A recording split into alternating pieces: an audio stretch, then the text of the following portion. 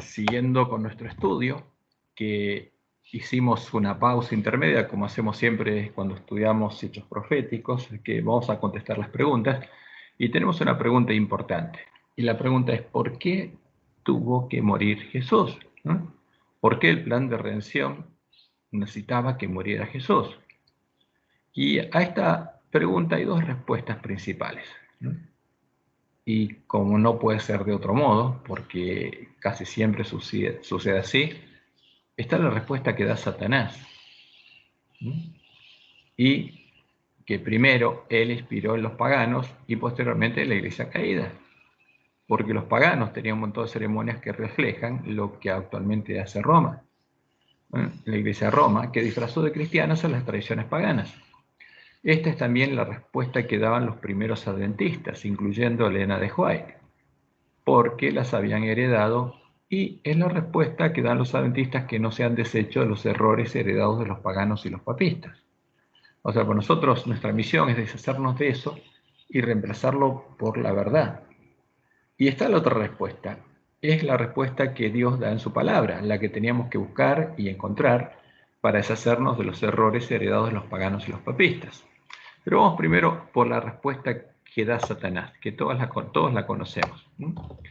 Para deformar el carácter de amor de Dios, mostrándolo como un ser despótico y falto de amor, que impone normas arbitrarias y obliga a cumplirlas, ¿no?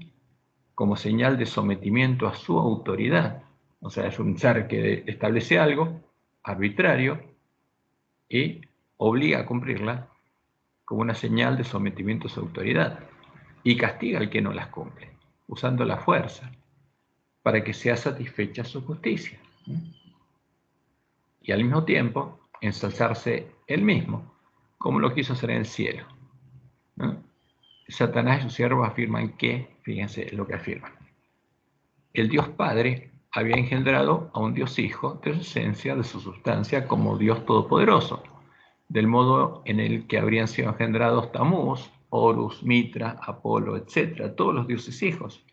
Entonces, esas son las cosas sacrificadas a los ídolos que usó Balaam. Entonces, para crear la doctrina de Jezabel, que hay un Dios Hijo engendrado de la esencia, la sustancia del Dios Padre, y que esa esencia, esa sustancia que es eterna, precede ¿a quién? Al Dios Padre y al Dios Hijo. Bueno, eso es lo que enseñaban los filósofos griegos, son las cosas sacrificadas a los ídolos.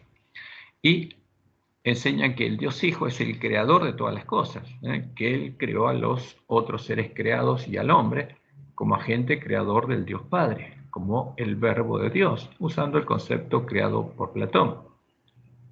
Y el Dios Padre estableció leyes para poner a prueba la fidelidad de los seres creados por su Hijo. Y estableció que los que violaran sus leyes indefectiblemente debían morir, que la pena de muerte es su justicia. Es decir, el Dios Padre es el creador de la muerte y paga con la muerte a los pecadores, porque antes que hubiera un pecador existía esta ley y hablaba de la muerte. Eso es lo que enseña Roma y lamentablemente nuestros teólogos también, vamos a ver. Y la prueba para el hombre era no comer el fruto del árbol de la ciencia del bien y del mal.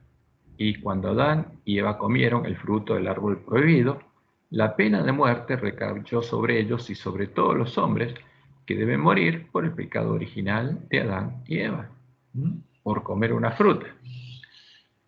Y por eso el Dios Padre condenó a los hijos inocentes, aún antes de ser engendrados, a morir por el pecado de sus padres. O sea, fíjense la imagen de este Dios, que crean estas doctrinas. Y por amor a los seres que él había creado, para que la justicia de su Padre se cumpliera, entre comillas, para sufrir el castigo del Dios Padre, y así poder salvar al hombre caído de morir, el Dios Hijo se ofreció a morir en lugar del hombre, para pagar su deuda con la justicia del Dios Padre, para que él quedara satisfecho y el hombre pudiera vivir. Fíjense que esto es lo que vemos también reflejados en el pensamiento de nuestros hermanos, especialmente de Jaime Ajuay, Urias Smith, John Andrews, que eran los redactores originales y que ellos redactaron muchos de los escritos que se le atribuyen a Elena de White. Y cuando el Dios Hijo muere en la cruz, sufriendo la pena de muerte del Dios Padre, es satisfecha la justicia del Dios Padre.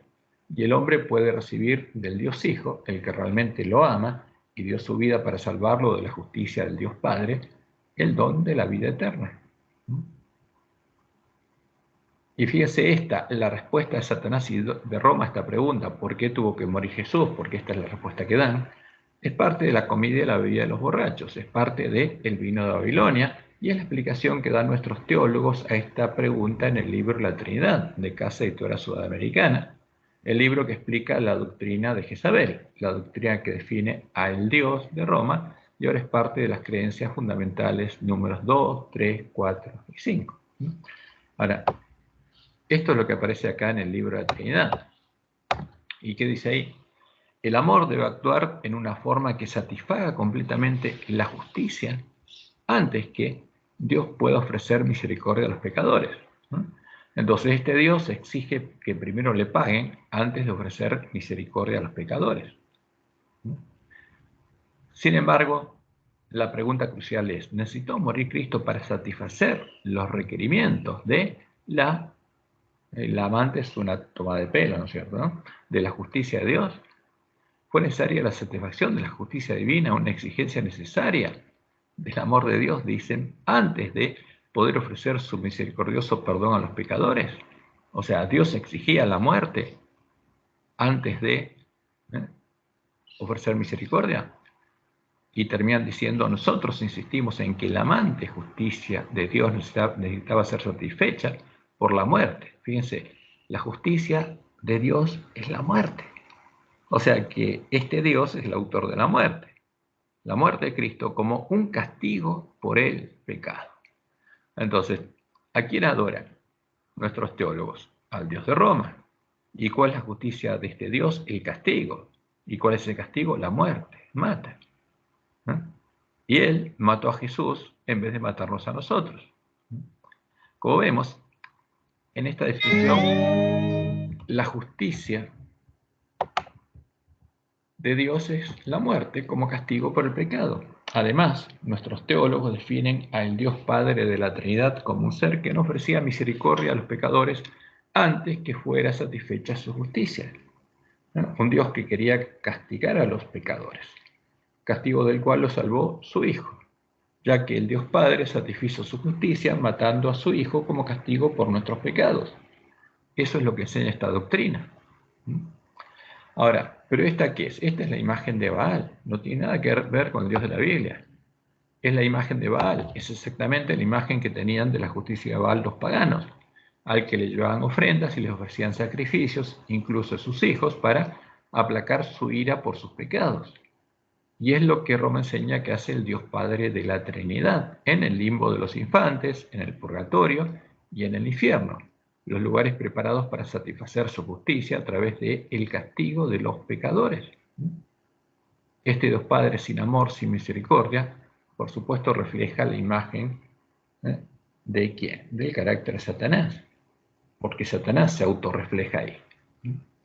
Ahora, y esto es lo que enseña Roma, o sea que todos los hombres hay un juicio inmediato, donde son pesados, se pone una balanza los hechos buenos y el otro los malos, y de acuerdo a lo que da la balanza, son dirigidos al cielo, al purgatorio o al infierno.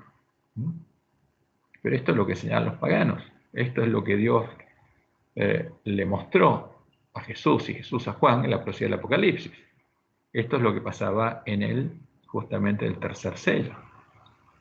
Ahora, pero vamos a ver lo que dice Roma. En su uso teológico, infiernos es un lugar de castigo después de la muerte. Entonces, ¿qué hace el Dios de Roma? Castiga, esa es su justicia. ¿Y qué hace el Dios de la Trinidad? Que fue introducido en la Iglesia Adventista, castiga porque es el Dios de Roma. Y los teólogos de Roma distinguen 4 significados del término infierno. El infierno, en sentido estricto del término, o el lugar de castigo para los condenados.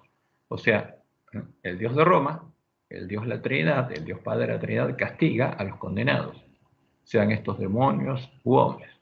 Está el limbo de los infantes, donde son confinados y padecen cierto tipo de castigo, aquellos que murieron con solo el pecado original y sin pecado mortal.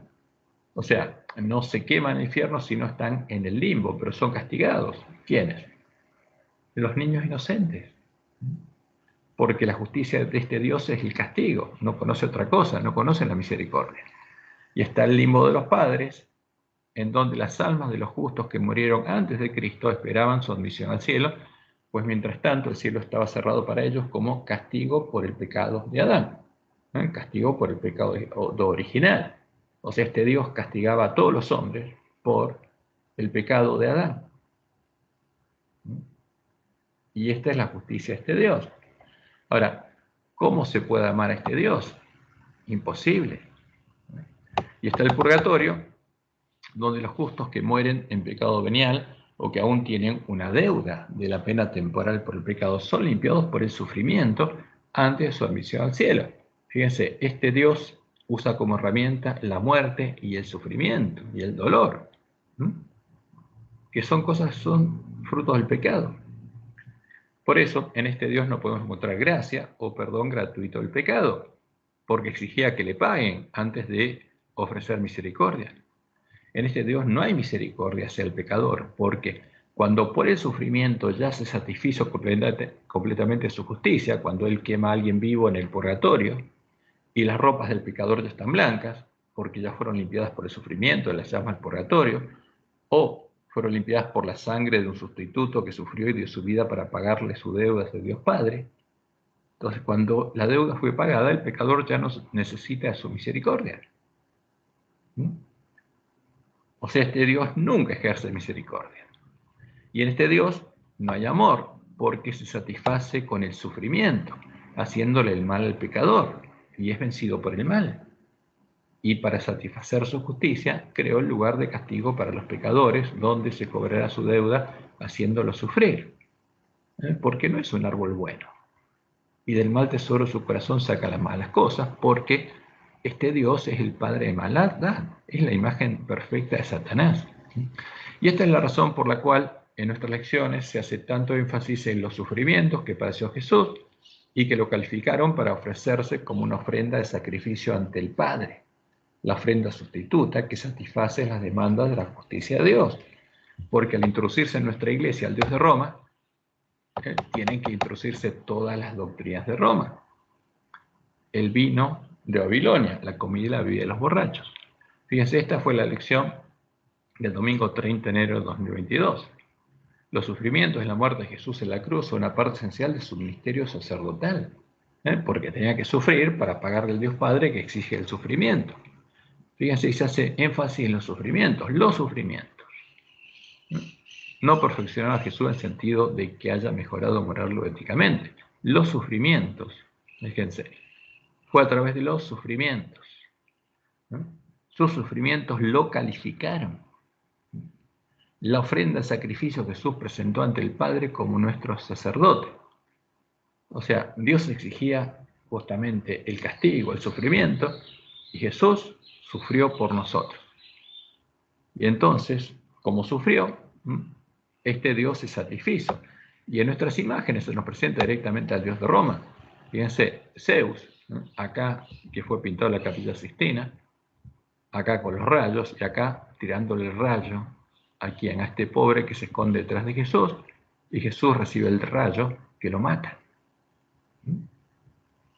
Entonces, que Jesús sufrió el castigo de Dios en nuestro lugar y nos redimió de caer en las manos de este Dios Padre sin misericordia, es lo que queda reflejado en las imágenes que aparecen en nuestras lecciones, acompañando a estas falsas enseñanzas, a estas falsas doctrinas, que es claramente lo que Jesús anunció, la comida y la bebida de los borrachos. Eso es lo que aparece en nuestra, y como Dios le mostró a Miles, la suciedad y la basura que estaría en nuestra habitación. Entonces, esa es la respuesta de Satanás. Jesús murió para satisfacer la justicia del Dios Padre que exigía la muerte. Ahora, ¿y quién es este Dios Hijo bueno? Es el otro yo del Dios Padre al que adora Roma. Es el anticristo, es la imagen cristianizada de Tamuz, de Horus, de Mitra y Apolo, a la que adora Roma. Es la imagen cristiana de los dioses hijos, de los dioses padres de la Gran Babilonia. Los dioses hijos engendrados de la esencia, de la sustancia de los dioses padres, de la que provienen el bien y el mal. Por eso, aunque eran hermanos, el dios Hades y Zeus, uno era el dios del cielo y el otro el dios del Hades, del infierno.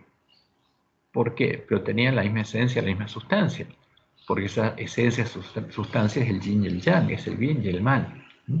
Ahora, por eso, este Dios Hijo es la abominación desoladora de la que habló el profeta Daniel, es la imagen del dragón a la que adoran la bestia del falso profeta, luego de unirse en puntos comunes de doctrina. Es la puerta ancha y el camino espacioso que lleva a la perdición. Y Jesús nos amonesta a no entrar por ahí, porque Él no es esta imagen, este es un ídolo. Por eso es importante entender cuál es la respuesta que Dios da en su palabra, para deshacernos de todos estos errores que están ahora en nuestra iglesia. No es que estaban hace 150 años, ¿no? Están ahora en nuestra iglesia y aparecen en nuestro folleto de la escuela sabática. Vamos a la respuesta que da Dios en su palabra a por qué tuvo que morir Jesús. La respuesta que Dios da en su palabra a por qué tuvo que morir Jesús es muy diferente y tenemos que analizarla teniendo en cuenta cada uno de los conceptos que Dios revela y define en su palabra. Primer punto. Jehová, el Dios de Israel, el único Dios verdadero, antes de que engendrara al Mesías de la promesa, al hombre que sería hijo de Dios e hijo del hombre, a Jesús, a Jesucristo hombre, no tenía un hijo que fuera Dios. No existía un Dios hijo al que él hubiera engendrado de su esencia, su sustancia, y que fuera su agente y creador, como dice Juan 1:1 al 3 y Hebreos 1:1 al 3, porque son textos apócrifos. Jehová era el rey de Israel y sería nuestro redentor. Eso es lo que dice la palabra de Dios. Isaías 44, 6 al 8. Así dice Jehová, rey de Israel y su redentor. O sea, ¿qué dice Jehová? Yo soy rey de Israel y soy el redentor de Israel. Jehová de los ejércitos, yo soy el primero y yo soy el postrero, y fuera de mí no hay Dios. ¿Había otro Dios aparte de Jehová? No. ¿Y quién proclamará lo venidero, lo declarará y lo pondrá en orden delante de mí, como hago yo desde que establecí el pueblo antiguo? Anuncienles lo que viene y lo que está por venir. No temáis, ni os amedrentéis. No te lo hice oír desde la antigüedad y te lo dije. Luego vosotros sois mis testigos. No hay Dios sino yo, ¿no? Una persona singular. No hay fuerte. No hay nadie que tenga mi naturaleza. No conozco ninguno. Ahora, y esto es claro. Este es un categórico, así dice Jehová. Y si hay algo contrario a esto, alguien piensa algo contrario, es porque no le ha amanecido. Porque este es un así dice Jehová. Y es categórico, y en él Dios habla de sí mismo. No había otra persona que fuera Dios ni fuerte como Jehová, que tuviera su naturaleza. No había personas que fueran Dios con Jehová. Él no conocía ninguna. Y eso es categórico. Y como lo dijo en Deuteronomio 32:39, ved ahora que yo soy una persona singular y no hay dioses conmigo. Ahora, con Jehová, con nuestro Padre, ¿hay otras personas que sean Dios? No. ¿Qué pasa con la doctrina de la Trinidad? Y evidentemente es falsa. Entonces, ¿qué se necesita para defender la doctrina de la Trinidad? Como Dios le mostró en el Juárez, esconder los categóricos, así dice Jehová, que la contradicen. Y guiar al pueblo a entender otra cosa usando formas retorcidas de razonamiento. Esto nos muestra que las creencias arrianas, que indican que con nuestro Dios y Padre existía un Dios Hijo, su agente creador, porque nuestros hermanos tomaban las palabras de Juan 1:1 al 3 y Hebreos 1:1 al 3 y decían que Jesús es el creador y es el agente creador del Dios Padre, y las creencias trinitarias que indican que existía con nuestro Padre, que con nuestro Padre existían, acá hay una existía además, un Dios Hijo, su agente creador y un Dios Espíritu Santo son erróneas, porque Jehová dice que no conoce a ninguna persona que sea Dios como Él, y por supuesto no había engendrado a ninguna persona que sea fuerte como Él, que tuviera su naturaleza. Por eso Isaías 8:20 nos dice claramente, a la ley, al testimonio, si no dijeren conforme a esto es porque no les ha amanecido. Y después Dios declara claramente que Él es nuestro Padre porque es nuestro Creador. Deuteronomio 32, 3 al 6. Porque el nombre de Jehová proclamaré, engrandeced a nuestro Dios. Él es la roca. ¿Quién es Jehová? Es la roca. ¿Y quién es Jesús? Como dice Pablo en 1 Corintios 10. Es la roca, Jesús es Jehová. Pero, porque Él es nuestro Redentor. Y termina diciendo este párrafo, no es Él tu Padre que te creó, Él te hizo y te estableció. Entonces, ¿por qué Jehová es nuestro Padre? Porque es nuestro Creador. Él nos hizo. ¿Cómo nos hizo? Nos formó con sus propias manos, como dice Isaías 64:8. Ahora pues, Jehová, tú eres nuestro Padre, nosotros barro, y tú el que nos formaste. Así que obra de tus manos somos todos nosotros. Y lo que Dios nos revela, porque eso es lo importante, las cosas reveladas por Dios, es que antes de que existiera la maldad, no existían ni el dolor, ni el sufrimiento, ni la muerte, que son todos frutos del pecado, siendo el fruto inicial del pecado la paga inicial que el pecado le da al pecador, la muerte espiritual. Y el fruto final del pecado, la paga final que el pecado le da al pecador, la muerte física. Todos estos frutos del pecado van a dejar de existir al final del conflicto, pero la eterna ley de Dios seguirá vigente, mostrándonos este hecho, que la ley de Dios no tiene ninguna relación con la muerte. Destruirá la muerte para siempre, y enjugará Jehová el Señor toda lágrima de todos los rostros, y quitará la afrenta de su pueblo de toda la tierra, porque Jehová lo ha dicho.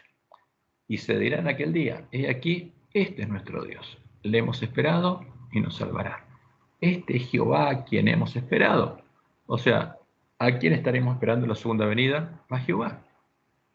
Los sellados, el pueblo conoce a su Dios, estará esperando a Jehová. Nos gozaremos y nos alegraremos en su salvación. Y como dice Apocalipsis 21:4, enjugará Dios toda lágrima de los ojos de ellos, y ya no habrá más muerte, ni habrá más llanto, ni clamor, ni dolor, porque las primeras cosas pasaron. Pero la ley de Dios sigue así. ¿Establece la muerte la ley de Dios? No, no, son cosas distintas. Ahora, la maldad, como Dios lo explica, el misterio de la iniquidad, se originó en la mente de Lucifer, y cuando Lucifer llenó su mente y su corazón de maldad, y la maldad ocupó el lugar de la ley de Dios en su mente y su corazón, le produjo la muerte espiritual. ¿Por qué? Porque ya era un árbol malo, que tenía un mal tesoro en el corazón. Había dejado de ser un árbol bueno. Y esa es la ley del pecado, el conocimiento de la ciencia del bien y del mal, que transformó a Lucifer en Satanás, en el primer árbol malo. Y a partir de ese momento, Satanás fue el primer esclavo del pecado.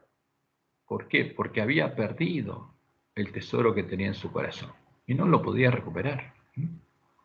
Como leemos en Ezequiel 28, del 12 al 19. Hijo de hombre, levanta endechas sobre el rey de Tiro. ¿Y por qué Dios toma como ejemplo el rey de Tiro? Porque es el padre de Jezabel. Porque Jezabel era hija del rey de Tiro y Sidón y era profetisa de Baal. Ahora, y el rey de Tiro lo asocia ¿con quién? Con Satanás, porque es el padre del hombre de pecado. Porque lo toma así de un modo simbólico. Y dile, así ha dicho Jehová el Señor, tú eras el sello de la perfección. O sea, eras perfecto, lleno de sabiduría. ¿Qué tenía en su mente y su corazón? Sabiduría. ¿De dónde provenía? De Dios. Y acabado de hermosura. En Edén, en el huerto de Dios estuviste. De toda piedra preciosa era tu vestidura, de cornerina, topacio, jaspe, crisólito, berilo y ónice. Y le sigue diciendo, tú, querubín grande, protector, pues está hablando de un ángel, y un querubín protector, el que está al lado del trono de Dios. Yo te puse en el santo monte de Dios, allí estuviste, en medio de las piedras de fuego te paseabas, perfecto eras. Entonces eras el sello de la perfección, y era perfecto Lucifer, en todos tus caminos, en todos tus pensamientos, desde el día en que fuiste creado hasta que se halló en ti maldad. Y ese es el misterio de la iniquidad, porque en él se creó la maldad. Y después esa maldad creció hasta que llenó su corazón y cambió el tesoro de su corazón. A causa de la multitud de tus contrataciones, fuiste lleno de iniquidad. ¿No? Tuviste un mal tesoro en el corazón y finalmente pecaste. Por lo que yo te eché del monte de Dios y te arrojé de entre las piedras de fuego, oh querubín protector. Se enalteció tu corazón a causa de tu hermosura, corrompiste tu sabiduría. ¿Cómo era él? Estaba lleno de sabiduría. Fíjense, lo voy a resaltar. Era el sello de la perfección, lleno de sabiduría. ¿Qué tenía en su mente y su corazón? ¿Cuál era el tesoro? Lo que Dios había puesto, la ley que Dios tenía escrita en su mente y en su corazón. ¿Y qué hizo Lucifer? Corrompió su sabiduría, o sea, corrompió el tesoro de su corazón y lo llenó de maldad. Corrompiste tu sabiduría a causa de tu esplendor. Yo te arrojé por tierra, te arrojaré por tierra. Delante de los reyes te pondré para que miren en ti. ¿Por qué los reyes? Porque los reyes son los cuernos en la cabeza del dragón, son los hijos del dragón. ¿Por qué? Porque tienen el mismo deseo de él, de ser superior a sus hermanos, de ensalzarse, de gobernarlos, de dominarlos. Con la multitud de tus maldades y con la iniquidad de tus contrataciones, profanaste tu santuario. Porque él era parte del templo de Dios. Porque Dios moraba en él. Como moraba en Cristo, como prometió morar en sus hijos. Era parte del templo de Dios él mismo. Y él profanó justamente su santuario. Y como Dios le indica, la propia maldad de Lucifer es la que lo va a consumir. Ezequiel, los últimos versículos de Ezequiel 28, del 12 al 19. Yo pues saqué fuego de medio de ti, el cual te consumió. O sea, tu misma creación te va a consumir. Y te puse en cenizas sobre la tierra a los ojos de todos los que te miran. Todos los que te conocieron de entre los pueblos se maravillarán sobre ti. Espanto serás y para siempre dejarás de ser. Y esa es la muerte segunda. Entonces, ¿cómo va a librar finalmente a Lucifer por amor de la esclavitud del pecado? Con la muerte segunda, para que no siga siendo esclavo del pecado. Por un acto de amor Dios lo va a liberar, como a todos los pecadores. Y esto es lo importante que entendamos. Siendo un hijo de Dios y un ángel que estaba al lado del trono de Dios, Lucifer pecó después de corromper su sabiduría. O sea, corrompió la ley de Dios escrita en su mente y su corazón. Cuando del mal tesoro de su corazón finalmente sacó malas cosas, el deseo de ser como Dios y de ser adorado por sus hermanos. Pero ese es el fruto de haber corrompido el tesoro de su corazón, de ser un árbol malo. Como leemos en Isaías 14, 12 al 15.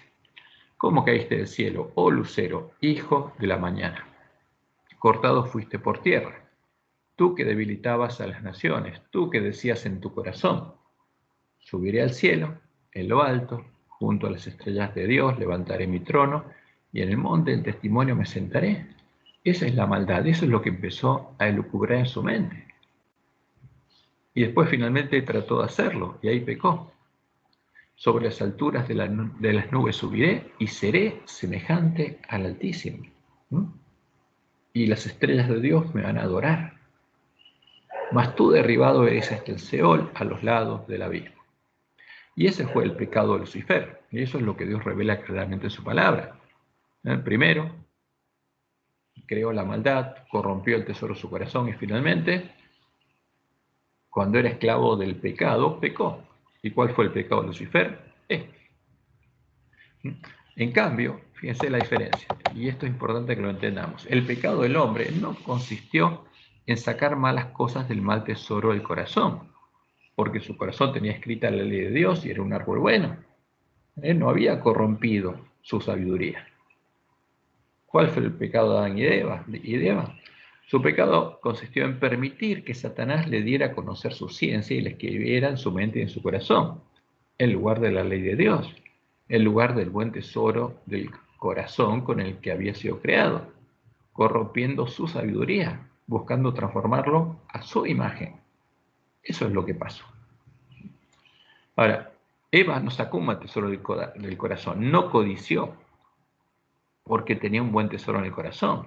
No había corrompido su sabiduría. Adán tampoco.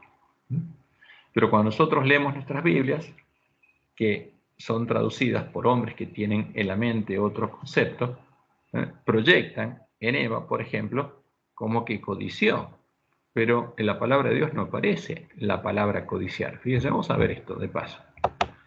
Vamos a Génesis, capítulo 3.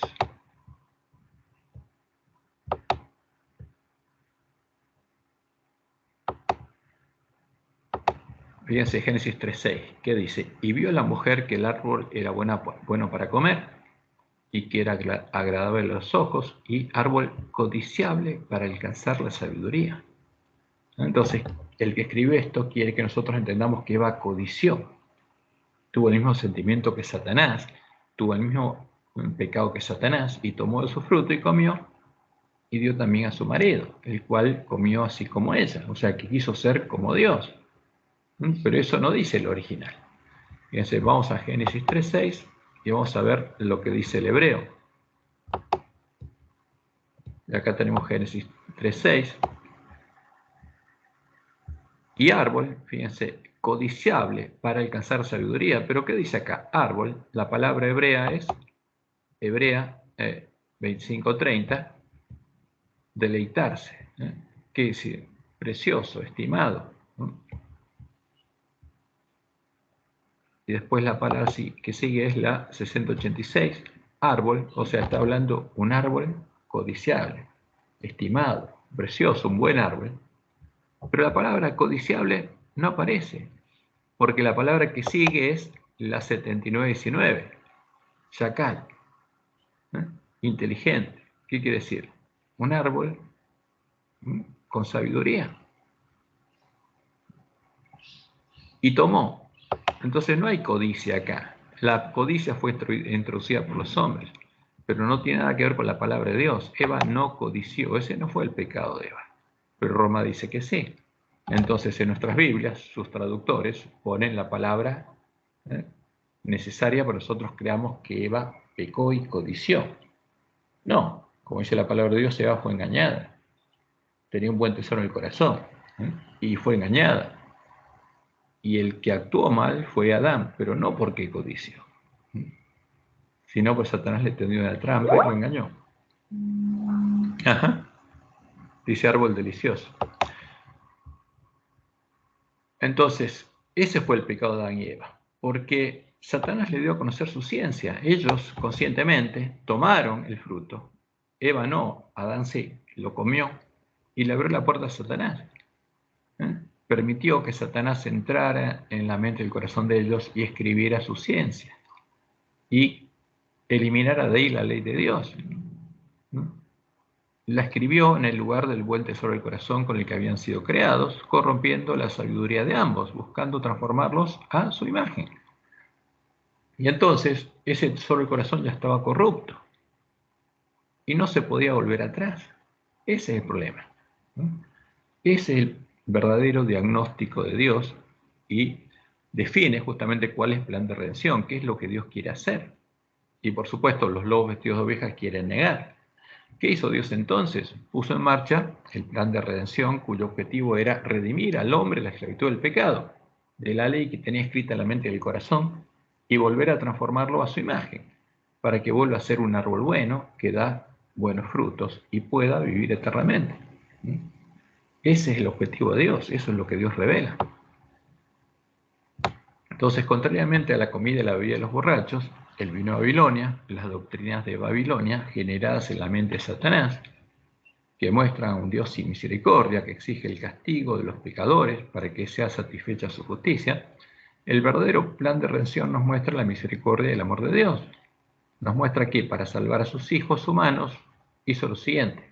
Primero, Dios empezó a justificar continuamente y por gracia gratuitamente al hombre después de la caída, trasladando simbólicamente la culpa de sus pecados a su santuario, pero en realidad cargando la culpa de sus pecados sobre sus espaldas.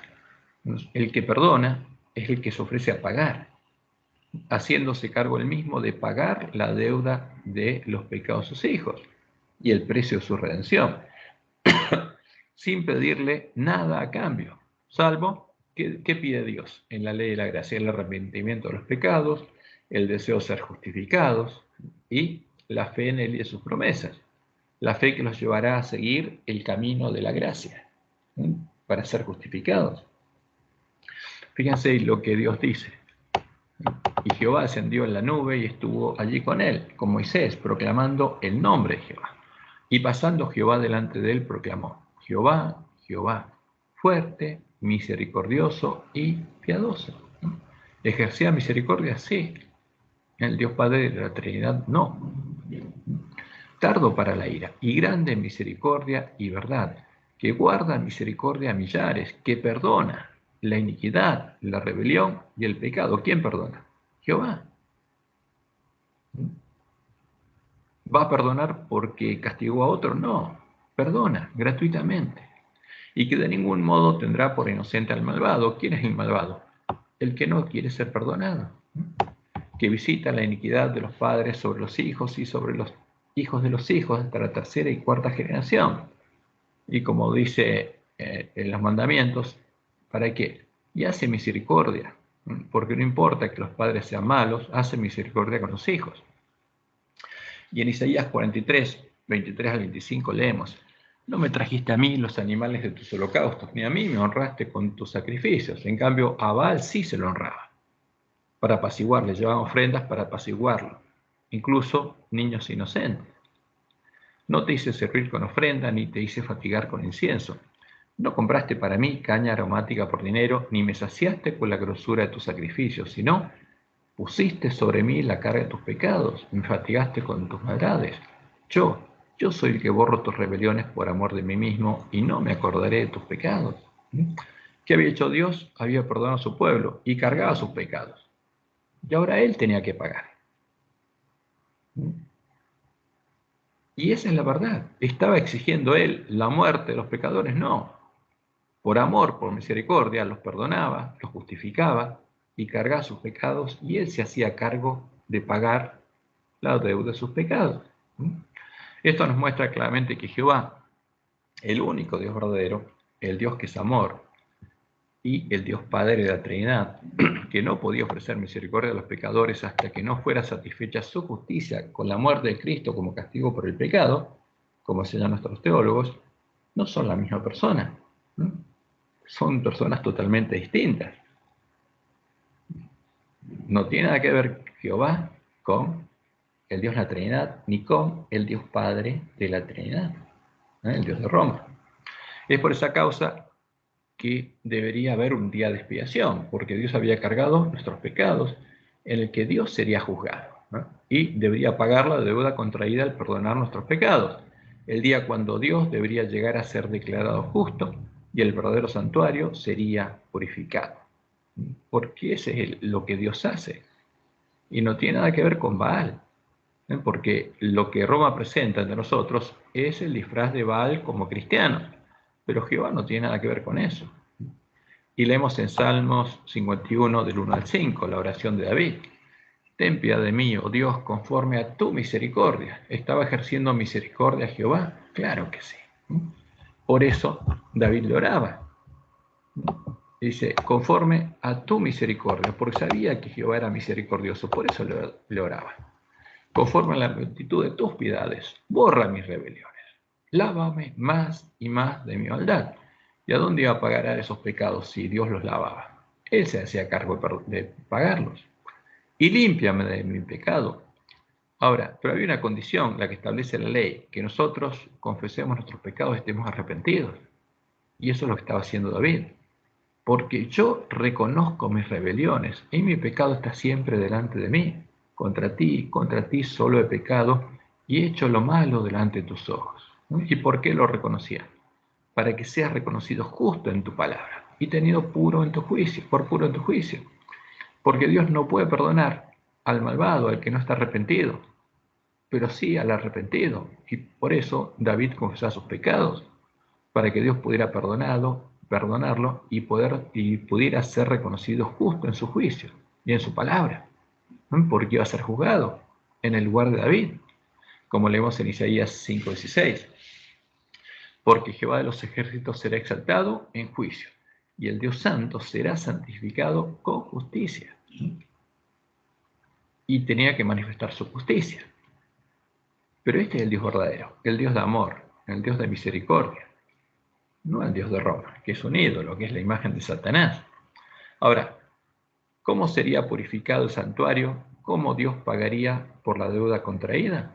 Al perdonar nuestros pecados, con la sangre del macho cabrío sobre el cual caía la suerte por Jehová. Porque al día de la expiación, en esa ceremonia, Dios anunciaba cómo sería purificado el santuario. Y había un macho cabrío sobre el cual caía la suerte por Jehová, y ese macho moría cargando nuestros pecados. Y ese macho cabrío representaba a quién, a Jehová, porque Jehová estaba anunciando que Él se haría hombre para morir tomando nuestro lugar y de ese modo redimirnos de la esclavitud del pecado y pagar la deuda asumida, porque tenía un doble propósito, por eso tenía que morir este macho cabrío. Levítico 6 del 8 al 9. Y echará suertes Aarón sobre los dos machos cabríos, una suerte por Jehová y otra suerte por Azazel. Y hará traer a Aarón el macho cabrío sobre el cual cayere la suerte por Jehová, el que representa a Jehová, y lo ofrecerá en expiación. Y con la sangre del macho cabrío, el santuario sería purificado, porque así pagaría Dios. Ahora, pero ese macho cabrío era un símbolo de él, porque él había perdonado y él tenía que pagar. Y leemos en Jeremías 23, 5 al 6. Y aquí vienen días, dice Jehová, en que levantaré a David renuevo justo, o sea, un hijo justo, un cordero sin mancha. Y reinará como rey, el cual será dichoso y hará juicio y justicia en la tierra. En sus días será salvo Judá, e Israel habitará confiado, y este será su nombre, con el cual le llamarán. ¿Cómo lo llamarían? Jehová, justicia nuestra, porque es el antitipo del macho cabrío sobre el cual cae la suerte, digamos, sale la suerte por Jehová, cae la suerte por Jehová, porque es Jehová, hecho hombre, y él sería nuestra justicia. Entonces el Mesías, ¿quién es? Es Jehová, y él es nuestra justicia, porque él sería hombre. Y en Isaías 7:14 leemos, por tanto, el Señor mismo os dará señal. Y aquí que la Virgen concebirá y dará a luz un hijo, llamará su nombre Dios con nosotros, Emmanuel. Porque ¿quién sería? Jehová con nosotros. Porque Jehová no conocía a otra persona que fuera Dios, el único Dios. El que anunció es el que nos redimiría. Isaías 9:6, porque un niño nos es nacido, hijo nos es dado, y el principado sobre su hombro. Y se llamará su nombre, admirable, consejero, Dios fuerte. ¿Había otra persona que fuera Dios y fuerte como Jehová? No. ¿Quién sería Jehová? Padre eterno, porque es nuestro creador. Él sería el príncipe de paz. Sería el primogénito entre muchos hermanos. Sería hombre. Ese hombre, ese varón cuyo nombre se renueva, sería el Dios fuerte, el Padre eterno. Eso anunciaba la profecía. Eso es lo que Dios haría por amor. Y en Isaías 35:4 leemos de cita: los de corazón apocado, esforzados, no temáis. Y aquí que vuestro Dios viene. ¿Quién vendría? El Dios de Israel, con retribución, con pago.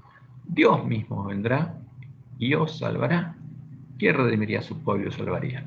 ¿Quién es el Salvador? El Dios de Israel. Por eso Isaías 43 dice: voz que claman en el desierto, preparad camino a ¿quién? A Jehová. ¿Quién es el Mesías? Es Jehová hecho hombre. Enderezad calzada de la soledad a nuestro Dios. Y no hay duda de la identidad del Mesías. Es Dios hecho hombre, es el renuevo de Jehová, es el hijo de David, es hijo de Dios e hijo del hombre. Y para poder redimirnos de la esclavitud del pecado, Dios debía hacerse hombre, como el renuevo humano de Jehová, una verdadera oveja, un verdadero cordero, tomando la carne de David, nuestra carne, para llegar a ser, en cuanto a la carne y sangre, en todo semejante a sus hermanos. ¿Por qué? Porque tenía que tomar nuestro lugar. Y no podía tomar nuestro lugar un ángel, ni una persona que fuera Dios. Tenía que ser un hombre. Ahora, pero tenía que ser un hombre sin mancha. Entonces, primero tenía que llegar a vencer al pecado en la carne y ser un cordero sin mancha. Y después, recién después, voluntariamente tomar nuestro lugar. El Mesías debía nacer y crecer como nosotros crecemos, y por la fe en las promesas de su Padre, triunfar sobre el pecado en la carne. ¿Y en qué carne? Como dice Pablo en Romanos 8, en carne de pecado. Y llegar a ser un cordero adulto y sin mancha que reflejara plenamente la imagen de Dios, que tuviera la ley de Dios, el amor de Dios, ¿no?, escrito en la mente y en el corazón. O sea, tenía que tener justamente la mente de Dios, su mente tenía que reflejar plenamente la mente de Adán y Eva antes del pecado. Tenía que ser un cordero sin mancha de pecado, que mereciera vivir. Y como Dios lo había anunciado en Salmos 48, el Mesías tendría la ley de Dios escrita en la mente y el corazón. Me complazco en hacer tu voluntad, oh Dios mío, y tu ley está en medio de mi corazón. O sea, lo que perdieron Adán y Eva, lo volvería a tener el Mesías, porque es la promesa de Dios. Y lo haría con su Hijo, porque sería justamente, Jesús no nacería como esclavo del pecado, sino nacería como libre. Y tendría que vencer al pecado la carne, y después voluntariamente tomar nuestro lugar. ¿Y para qué? Para que nosotros pudiéramos tomar el lugar de Él. Y Él le dijo a los discípulos, Juan 15:9, como el Padre me ha amado, así también yo os he amado. ¿Con qué? Con el amor de Dios. Porque tengo escrita la ley de Dios en la mente y el corazón. Y Él dijo, nadie tiene mayor amor que este, que uno ponga su vida por sus amigos. O sea, ¿quién tiene más amor que Dios? Nadie. ¿Y qué hizo Dios? Se comprometió a hacerse hombre y a morir por sus amigos. Y una vez que se hizo hombre, su renuevo, tenía que llegar a tener escrita su ley en la mente y el corazón. ¿Para qué? Para estar dispuesto a dar su vida por sus amigos. ¿No? Nadie tiene mayor amor que este, que uno ponga su vida por sus amigos. ¿Hay un amor mayor que el de Jesús? No, porque era el amor de Dios. Tenía la ley de Dios escrita en la mente y el corazón. Y esa misma ley, Dios promete escribirla en nuestra mente y en nuestro corazón para restaurarnos a su imagen. Entonces, fíjense, solo entonces, cuando hubiera un cordero sin mancha, un cordero adulto, podría poner voluntariamente su vida en expiación por nuestros pecados, pagando el precio de nuestra redención, tomando nuestro lugar en el reino de Satanás. Porque nosotros éramos esclavos de ¿qué? Y somos esclavos de ¿qué? Del pecado. Ahora, para liberarnos, para que Dios justamente nos pudiera liberar de las manos de Satanás, tenía que pagar el precio.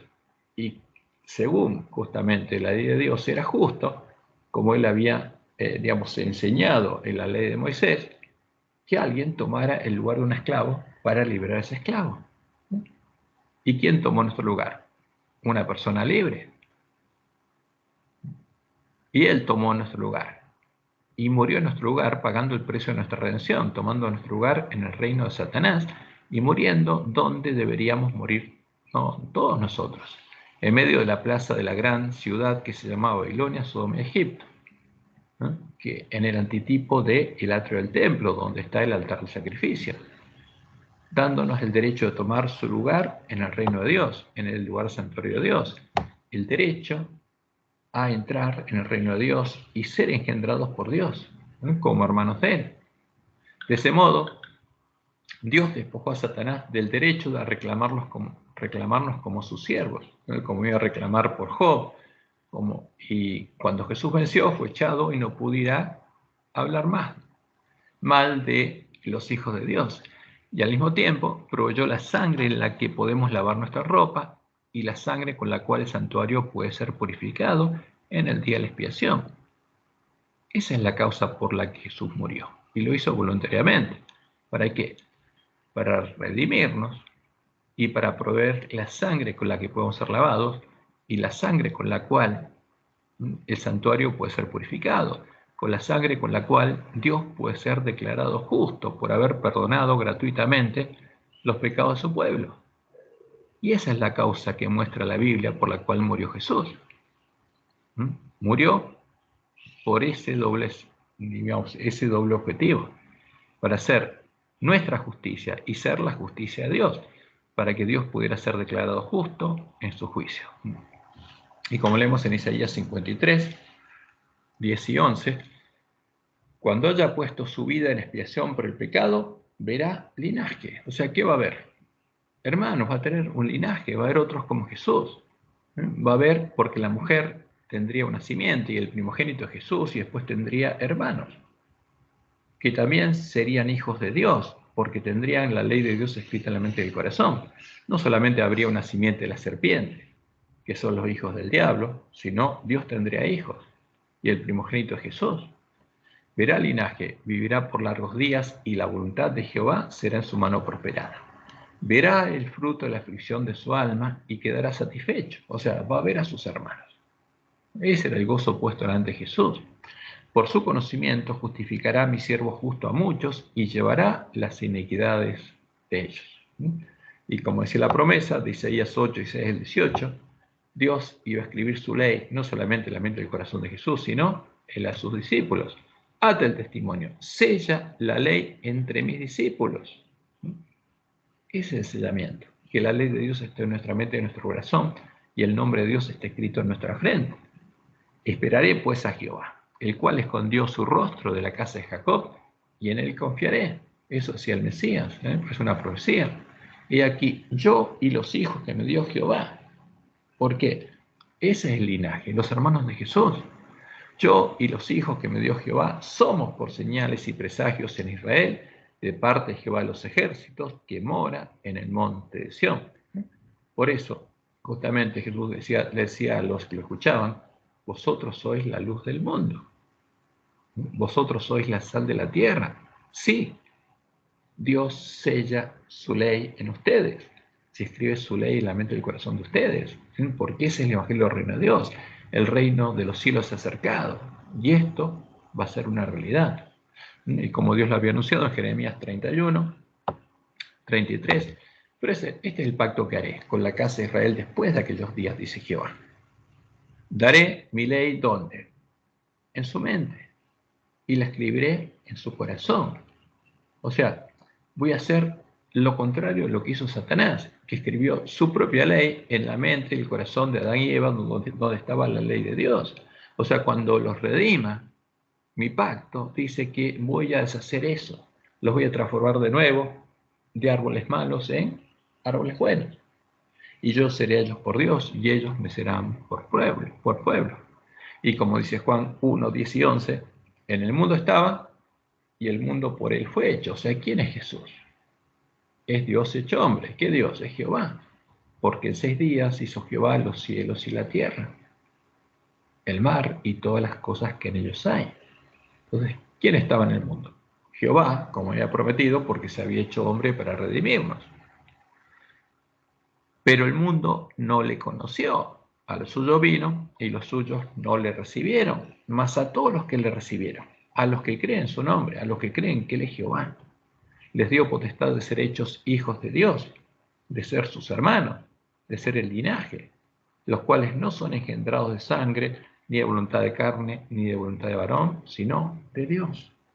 Esa es la promesa. Y Jesús murió para eso. Y para hacer la justicia de Dios, para que el santuario pueda ser purificado, para pagar todos nuestros pecados. Como le indica el autor de la epístola a los hebreos, el testador, el que hizo la promesa, el que hizo el testamento, debía morir para que nosotros pudiéramos recibir la herencia prometida, para que nuevamente nosotros pudiéramos entrar y morar en su casa. ¿Quién debía morir? ¿Quién es el testador? Es Jehová. Jehová tenía que hacerse hombre para poder morir. Hebreos 9, 16 y 17. Porque donde hay testamento, necesario es que intervenga la muerte del testador. Porque el testamento con la muerte es confirmado. De otra manera, no es válido entre tanto que el testador vive. ¿Y qué dice Salmos 23, del 1 al 6? Acá el comienzo del final. Jehová es mi pastor, nada me faltará. Y termina el Salmo 23 diciendo, ciertamente el bien y la misericordia me seguirán todos los días de mi vida, y en la casa de Jehová moraré por largos días. ¿Cuándo podría ser cumplir esta promesa? Cuando se abriera la puerta. Y para que la puerta se abriera tenía que morir el cordero, y Dios tenía que pintar los postes y el dintel de su casa con la sangre del cordero de Pascua. Ahora, ¿qué dijo Jesús?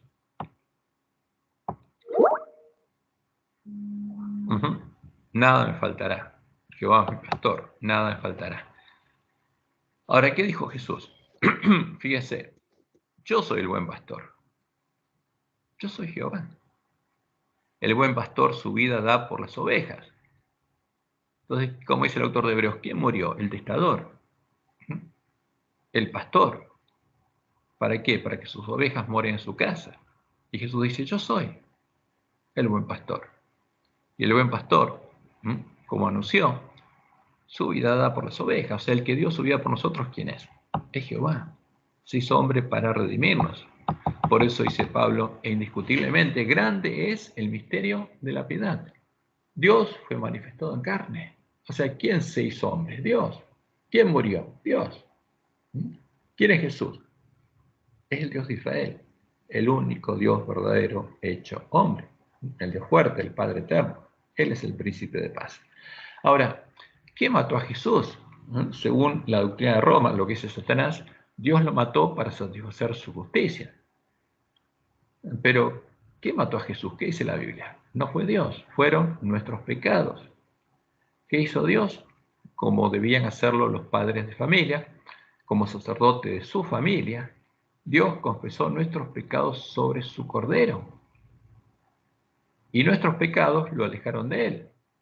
Hicieron que su Cordero saliera del lugar de su santuario, de a donde había estado toda su vida, y finalmente lo hirieron, lo mataron en el atrio, porque los pecados lo mataron, no fue Dios.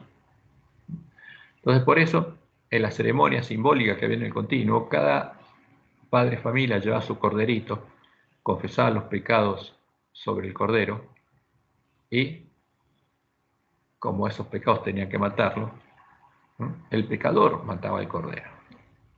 Ahora, pero eso lo hizo Jesús voluntariamente, y lo que lo mató fueron nuestros pecados.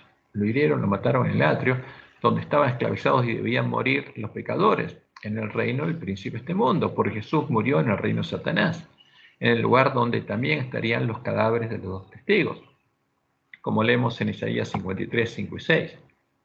Mas el herido fue por nuestras rebeliones. ¿Qué lo hirieron? Dios no, nuestras rebeliones. Molido por nuestros pecados lo mataron. El castigo de nuestra paz fue sobre él y por su llaga fuimos nosotros curados. Todos nosotros nos descarriamos como ovejas, cada cual se apartó por su camino, mas Jehová cargó en él el pecado de todos nosotros. ¿Y qué lo mató? Nuestro pecado, porque Dios tuvo que dejarlo. Porque él salió justamente de la presencia de Dios y murió en el atrio, como dice Apocalipsis 11, 7 y 8. Cuando hayan acabado su testimonio, está hablando de los dos testigos, la bestia que sube del abismo hará guerra contra ellos y los vencerá y los matará, como él mató a Jesús. Y sus cadáveres estarán en la plaza de la grande ciudad que en sentido espiritual se llama Sodoma y Egipto, o sea, el reino del príncipe de este mundo, donde también nuestro Señor fue crucificado. ¿Dónde murió Jesús? En el reino de Satanás, donde estaba la cruz, donde estaba el madero, no en el reino de Dios. Ahora, ¿qué hizo Dios el tercer día en la fiesta de las primicias? Lo resucitó de los muertos y empezó a cumplir las promesas de su pacto con el Mesías. Como dice Isaías 53:10, cuando haya puesto su vida en expiación por el pecado, verá linaje, vivirá por largos días y la voluntad de Jehová será en su mano prosperada. Y Pedro dice en 1 Pedro 1:18, sabiendo que fuiste rescatados de vuestra vana manera de vivir, o sea, el precio de vuestra redención, ¿cuál fue? La cual recibiste de vuestros padres, no con cosas corruptibles como oro o plata, sino con la sangre preciosa de Cristo, como de un cordero sin mancha y sin contaminación, ya destinado desde antes de la fundación del mundo, pero manifestado en los postreros tiempos por amor de vosotros, y mediante el cual creéis en Dios, quien resucitó de los muertos y le ha dado gloria, para que vuestra fe y esperanza sean en Dios, porque Dios prometió darles la misma gloria y transformarlos en imagen de Jesús. Ese es el pacto de Dios con el Mesías.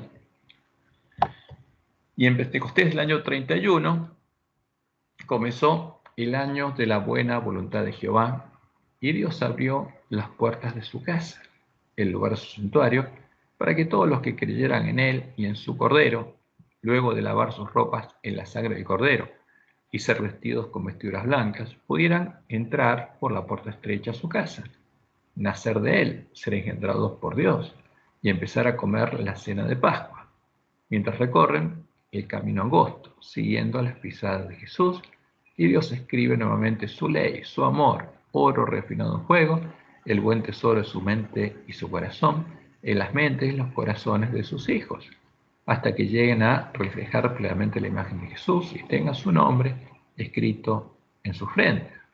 Esto es lo que Dios hace por amor. Y que dijo Jesús a los discípulos: un mandamiento nuevo os doy, que os améis unos a otros como yo os he amado. ¿Y cómo amó Jesús? Con el amor de Dios. Y ese es el mandamiento. Y nosotros podemos cumplir ese mandamiento cuando Dios escribe su ley en nuestra mente y en nuestro corazón. Si no, no. Y los que lo van a cumplir van a ser los 144.000 sellados, los primeros, y después la gran multitud que salga de la gran Babilonia. En esto conocerán todos que sois mis discípulos, si tuviereis amor los unos con los otros.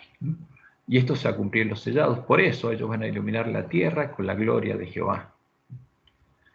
Y Pablo dice en Romanos 8, 28 al 30, y sabemos que a los que aman a Dios, todas las cosas les ayudan a bien. Esto es, a los que conforme a su propósito son llamados. Porque a los que antes conoció, también los predestinó para que fuesen hechos conforme a la imagen de su Hijo. O sea, ese es el plan de redención. Dios quiere transformarnos a la imagen de Jesús, restaurarnos a su imagen, deshacer la obra que hizo Satanás y volver a escribir su ley de amor en nuestra mente y en nuestro corazón, para que sea el primogénito entre muchos hermanos. Y a los que predestinó, a estos también llamó, y a los que llamó, a estos también justificó. Y a los que justificó, estos también glorificó. Entonces, ¿qué hace Dios? Nos predestinó, hizo el plan de redención, nos llama, nos justifica, carga nuestros pecados, y después se hizo hombre para pagar por ellos y poder abrirnos la puerta, y después transformarnos a su imagen, glorificarnos. Y como dice el autor de Hebreos, cuando Jesús murió se abrió una puerta y un camino para que nosotros pudiéramos recorrerlo, porque lo simbólico se transformó en algo real. Entonces, el santuario estaba el tabernáculo, que es un símbolo de la casa de Dios, y estaba el atrio, que es un símbolo del reino de este mundo, donde estaban los pecadores, y Dios tenía que redimirnos, y por eso el Cordero tuvo que morir donde nosotros tenemos que morir, para que se abriera el camino. Y justamente, y como Dios le mostró a Juan, los elementos que hay en el lugar santo son un símbolo que reflejan la imagen de los que entran allí.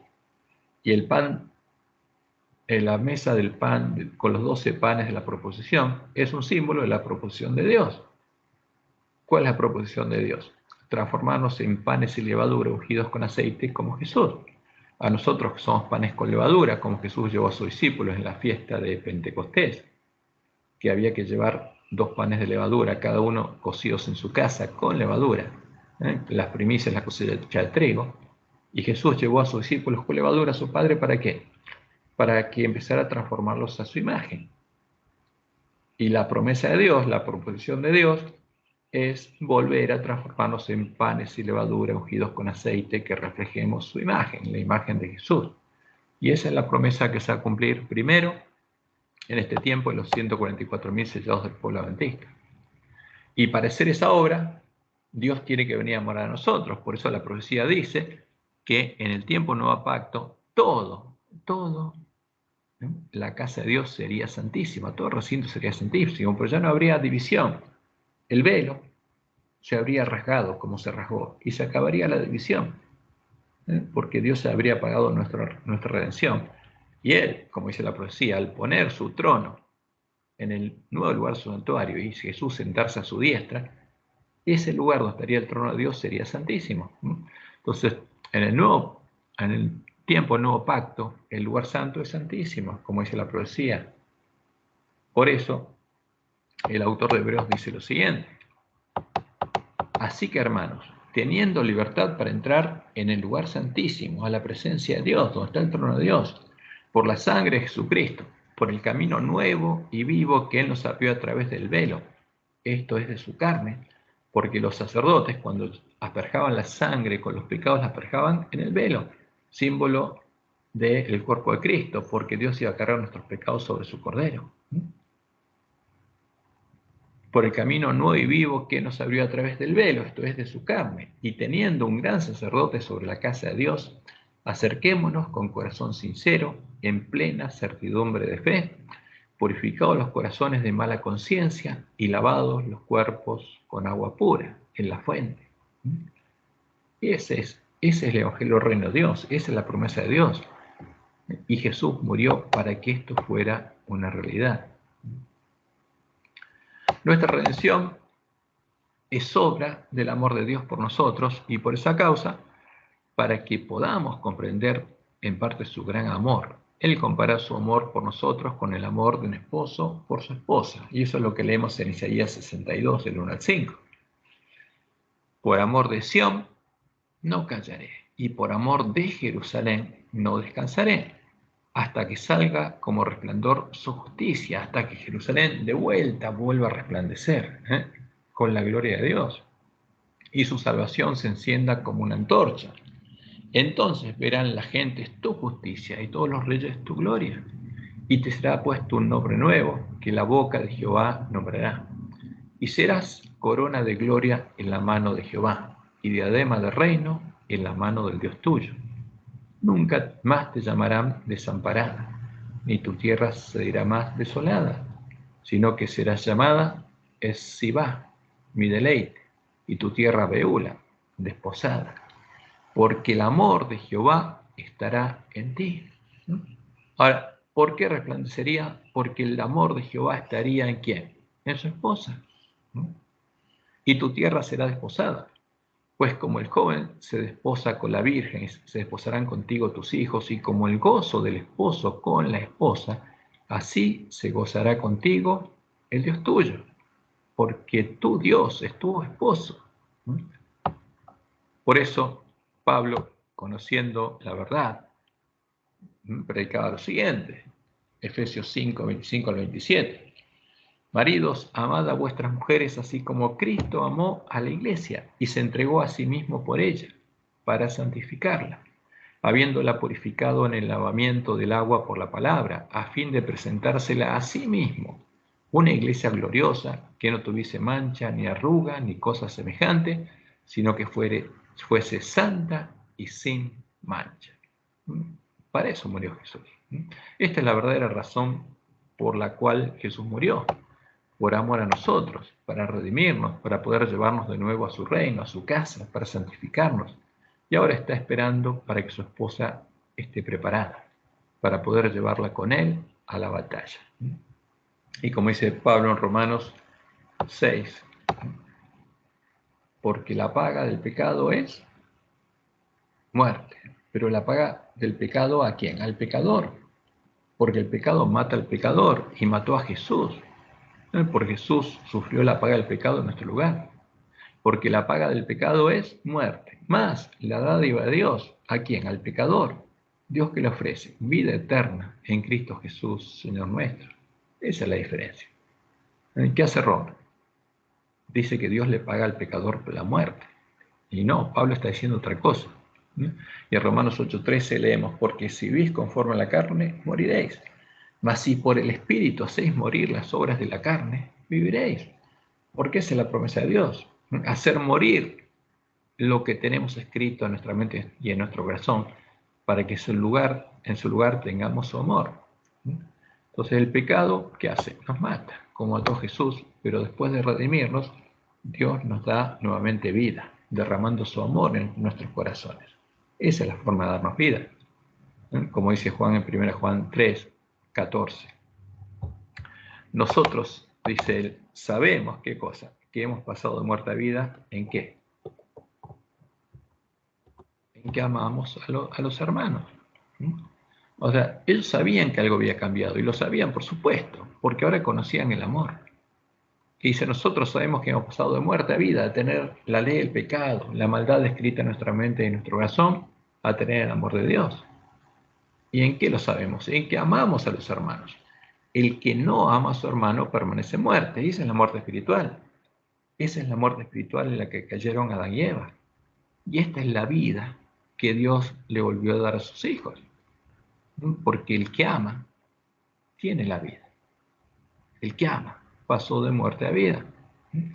Y como dice Pablo en Romanos 5:5, y la esperanza no avergüenza, porque el amor de Dios ha sido derramado en nuestros corazones por el Espíritu Santo que nos fue dado. Esa es la promesa de Dios. Y eso es lo que van a recibir los 144.000 sellados del pueblo adventista. Esta es la verdadera razón por la cual murió Jesús. Y no tiene nada que ver con lo que enseña Roma y lamentablemente enseñan nuestros teólogos. Porque esta es la verdad.